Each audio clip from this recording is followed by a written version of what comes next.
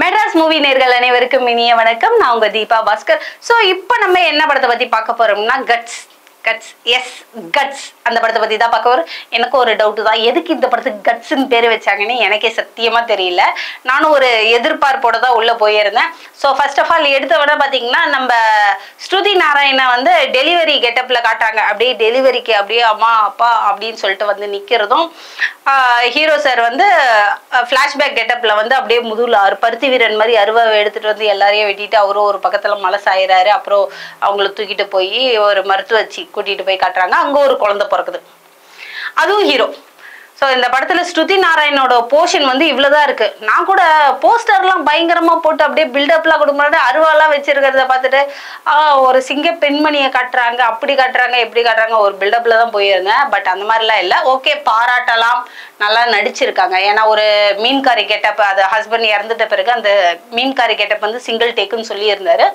So அது சூப்பராக இருக்குது. ஸோ அந்த டைலாக் டெலிவரி எல்லாமே இந்த படத்தில் ஹீரோ, டைரக்டர், ப்ரொடியூசர் எல்லாமே வந்து ரங்கராஜ் அவர் தான் பண்ணியிருக்காரு. நிஜமாவே சொல்கிறேன், அவரோட எஃபர்ட்டுக்கு மனமார்ந்த வாழ்த்துக்கள், பல பாராட்டுக்கள். ஏன்னா ஒரு மனுஷன் ஒரு கெட்டப் போடலாம், 2 கெட்டப் போடலாம், இவர் வந்து 5 கெட்டப் போட்டிருக்காரு.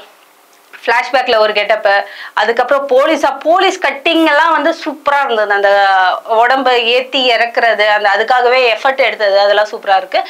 அதுக்கப்புறம் ஒரு மிலிட்ரி கெட்டப் வராரு. அந்த மிலிட்ரி கெட்டப்பும் வந்து செம்ம சூப்பராக இருக்குது. நல்லா அப்படியே ஒட்டை வெட்டிக்கிட்டு அது ஒரு கெட்டப்பில் வந்திருக்காரு. அதுக்கப்புறம் அப்படியே ஒரு 4-5 கெட்டப்பு, அது பொறுமையாக சொல்கிறேன். ஸோ ஃபர்ஸ்ட் ஆஃப் ஆல் இவங்க 2 பேர் ஃப்ளாஷ்பேக்கில் இறந்துடுறாங்க. அவங்களுக்கு ஒரு குழந்தை பிறக்குது. அந்த குழந்தைய வந்து வளர்க்குறது யாருன்னு பார்த்தீங்கன்னா நம்ம சாய்தினா. ஸோ இவங்க வந்து பாதிலேயே காணாமல் போயிடுறாங்க. அதுக்கப்புறம் இவர் வளர்க்குறாரு. ஒரு கட்டத்தில் இவங்களையும் பார்த்துக்க முடியல. அதனால அம்மா வந்து பையனை கூட்டிகிட்டு போயிடுறாங்க. அம்மா கதை என்ன ஆச்சுன்னு கடைசி வரைக்கும் தெரியல. அந்த பையன் வளர்ந்து போலீஸ் ஆகுறாரு. ஸோ அந்த போலீஸ் டிராவல், அந்த ஒரு பொசிஷன் இருக்குது பாருங்க, அது வந்து நிஜமாவே நல்லா இருக்கு. அழகான ஒரு குடும்பம்ன்ற மாதிரி.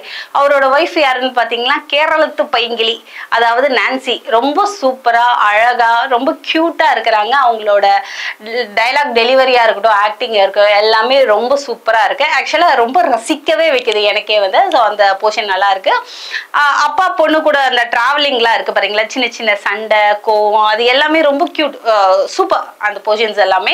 அதுலயும் வந்து செகண்ட் கெட்டப்பா வராரு. அதுக்கப்புறம் ஒரு கடத்தல் போலீஸ்னா இந்த எதிர்ப்புகள்லாம் வரும். அதுல வந்து ஒய்ஃபை கொலை பண்ணிடுறாங்க. ஒய்ஃபை கொலை பண்ணிட்ட பிறகு அவர் வந்து தாடி கீடி எல்லாம் வச்சு ஒரு தேவதாஸ் கெட்டப்ல வராரு. அது ஒரு கெட்டப், நல்லா அப்படியே காட்டுவாசி மாதிரி இருக்கிறாரு. அது ஒரு கெட்டப்பு. 3 கெட்டப் ஆயிடுச்சா. அதுக்கப்புறம் பார்த்தீங்கன்னா இதுல ஒரு ஃப்ளாஷ்பேக், அந்த குழந்தைய பத்தி ஃப்ளாஷ்பேக். அந்த குழந்தையும் வந்து அவங்க குழந்தை இல்லை, தத்தெடுத்த குழந்தை.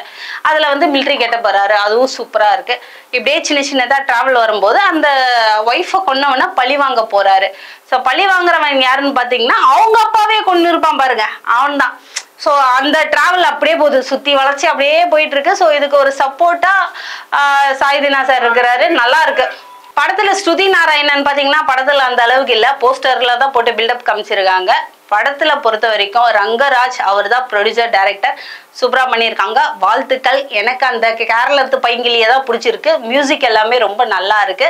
ஸோ ஃபைட்ஸ் கூட ரொம்ப சூப்பரா பண்ணியிருக்காங்க. ஒன் டைம் வாட்சபிள், கண்டிப்பா பாருங்க.